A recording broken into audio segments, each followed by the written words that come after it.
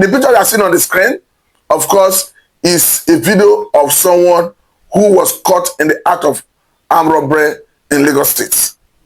You watch the video shortly, but the question is, this person made a very big mistake of his life, going to rob his neighborhood. So it was very easy to identify where he's coming from.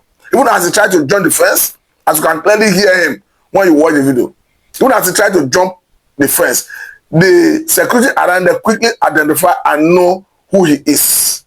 And he was quickly rounded up and handed over to the police. And he said that definitely he's going to have his day in court, and when the court determines the next line of action, perhaps makes a pronouncement, that will determine how he will spend the rest part of his life. But meanwhile, just watch for yourself and see what transpired. But I encourage you, as you watch, let us get your reaction, let us know your thoughts, what you are thinking about this. We shall come back to further this conversation after this timeout. My name is Adeshina Adeyemi. Okay, how old are you? I'm 23 years. Where do you live? I live in Anthony. I live in Anthony Ajawe Estate, number 33. No, I'm a fashion designer. What led you to this? It's my friend that introduced me into this, and into this mobile stuff. Let me just say last year. So how did it start? He normally comes to my house to come and tell me that he need money. So I now tell him that what should we do now? He don't say it's in my hand. So I'm the one that's going to bring the idea for us to go to so place to go and collect money. So how many places have you been? Where is the so place? How many places? I've been to 2 places. Oh yeah, tell us. Inside the first place is in my house, back of my house. Where is back of your house? In Anthony. What's the name of the street? Adeno Ajawe Estate. The second place in. And how much did you make from there? I didn't make any money. What did you steal there? They saw iPod, and we saw iPod inside the parlor. We took the iPod. So how did you get in? How do you normally operate? It's all the fence that across our house. Does the fence. Okay. So it's not too hard to enter from our house to the next house. So who don't give you information? He's my friend that normally bring my. So where does your your friend friend meet? He normally comes to my house. Where does he live? And where is he? He's living. He's run away. Okay. He's living inside the estate too. Which kind of weapons now they take the robbery? I don't have any. Have you used it to kill anyone? No, I'm not kill anyone. Which kind of weapons now they take the robbery? I don't have any weapon. This one where you carrying come? This one is there is some malam in our house. They are using it to use. Using what? To use it to cut stick. Okay. So I took it. So we just use it to just scare anybody in the house. If you see anybody, we just use it to scare anybody. How were you arrested? When the day this thing happened, it was 11:30. When? In the night. When? On Tuesday. Tuesday what? Last month. No, this month. So when we saw the house girl, and she shouted. When the house girl shouted, so we now ran out of the house. I now ran into my own house. I joined the fence into my house back. So the malam that owns this dagger, they wanted to pray. So they saw me jump the fence from that house to my house. They now shouted that ole, and I said no, I'm the one.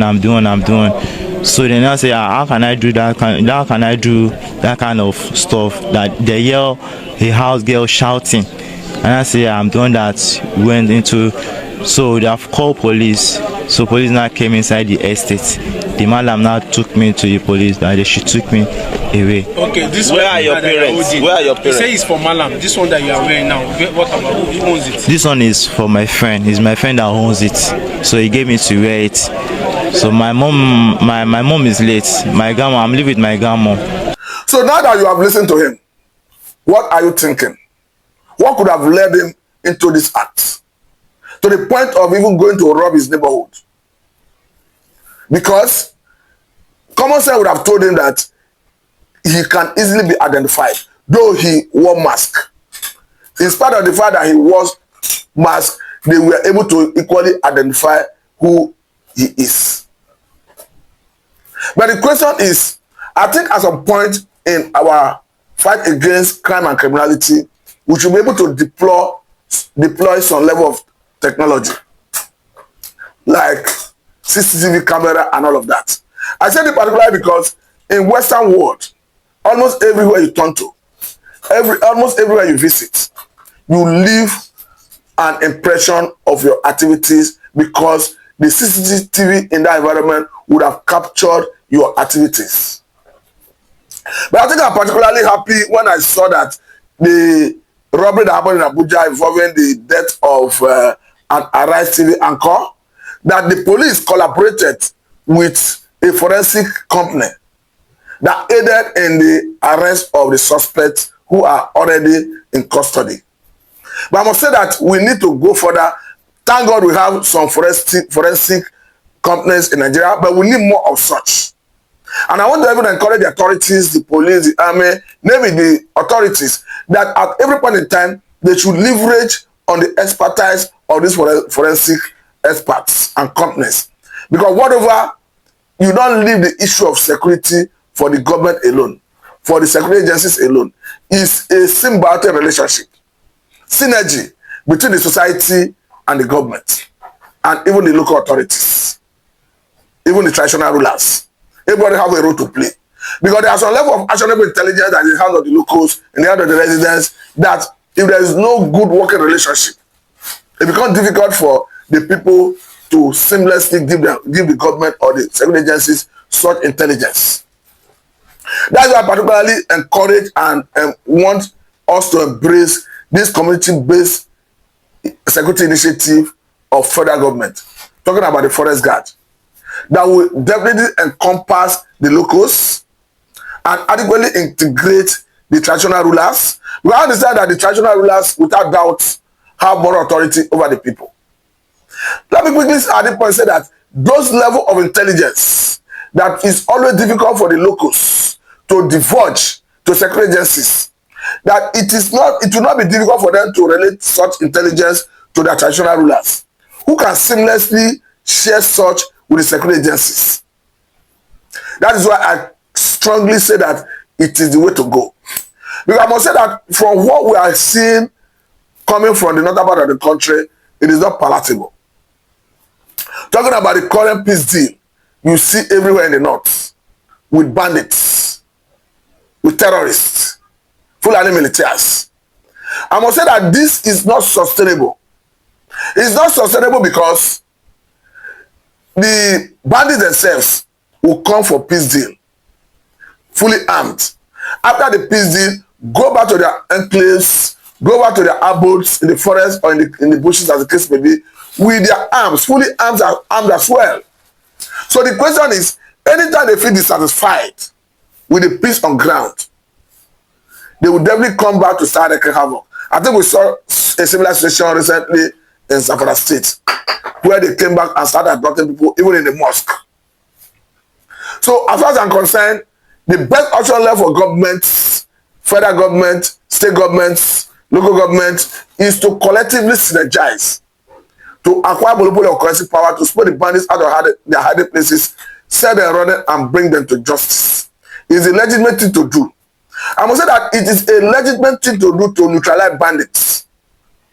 It's a legitimate thing to do to arrest and prosecute them, just as we saw those two Ansari terror leaders who are currently having their day in court. That is where I pray and hope that the likes of Tony Bello, the likes of Ada Aleru, the likes of even Akashi that currently operates in the Faskari local government area of Katsina State should be arrested one day, must be arrested one day to face prosecution, to act as deterrent to others. Alternatively, they should be neutralized in the battlefield to act as deterrent to others. Because these are people who have no value for human lives. These are people who kill at will, maim at will, kidnap for ransom. So I am directly saying that I am not comfortable with the negotiation approach, because you are postponing the evil days.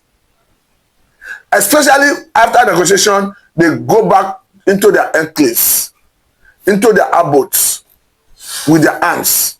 So the question is, what are they doing with the arms? It means you don't have another sovereignty within the sovereignty. Because once you share your coercive power with non-state actors, your citizens can never be safe. I think that is what we currently see and witness in northern part of the country. I think northern stakeholders, the governors, the local government chairmen must write to the occasion, key into the federal government community-based security initiative of Forest Guard. Well, personally, I have been a very strong advocate that the governors should not just be going by the name of the governors and the chief executive officers of their respective states, but that they should be allowed to parade some level of security power. And I want to believe that this Forest Guard have come to give them that opportunity. Hence, they are the one that will recruit. They are the one that will control them into action and operation. So that will take away the fear in the past. That if you go and float a security arrangement at the state level, they will not have what it takes to combat crime and criminality. Understand that even in the time past, under the last administration of Muhammadu Buhari, had a situation where the former Ondo State Governor, Akeredolu Olubunmi, so rest in peace, was always along ahead with the then government of Buhari, because the then government of Buhari refused to allow Amotekun to be armed. We understand that Amotekun is a creation of Act of State House of Assembly in the southwestern part of the country. But Buhari government never allowed them to be armed because you need an extra certificate that normally comes from the Office of the National Security Advisor for you to procure and deploy arms up to the level of AK-47, AK-49, as the case may be. But now that we have a government in place, because the president himself, Tinubu himself, made it very clear recently that Forest Guards will be strengthened. He even went ahead and said that we are going to give attention, or he's going to give attention to state police. So now that it is coming from the horse's mouth. The question is, why are we not seeing these governments, state governments from areas that is heavily ravaged by insecurity jumping at this Forest Guard? Talking about states like Kwara, Katsina, Zamfara, Plateau, even Kaduna because of Southern Kaduna, and even, of course, Benue.